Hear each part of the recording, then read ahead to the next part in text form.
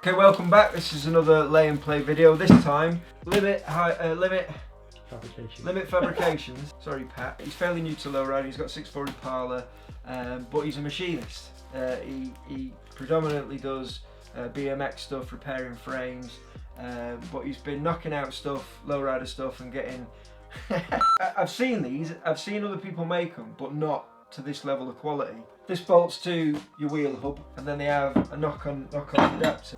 People use lead hammers. This is what the wheels normally come with, but as you can see, this is a fairly new one.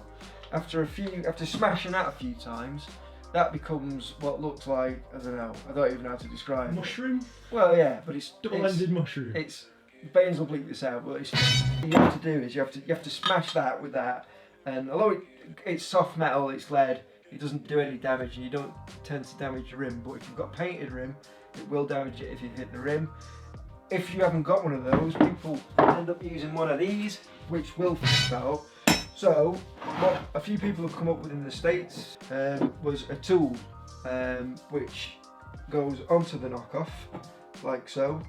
And if you've got an Ugga gun, what are they called? Impact. An impact gun.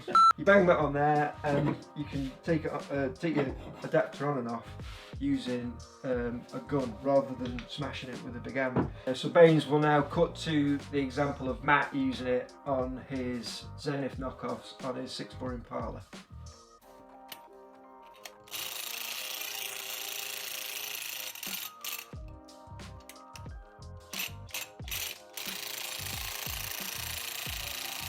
So these are available. I'm not sure of the pricing. Baines will probably put it up here or in the corner. You can contact him. He's got videos of it on there. He does different sizes. You can do them for 3-bar knockoffs as well as 2. But they're a brilliant bit of kit. Really sturdy. The welding's incredible. They've got these little nylon bits so they don't damage that. They've got a little foam pad there so they don't damage the front there. Just a genius bit of kit.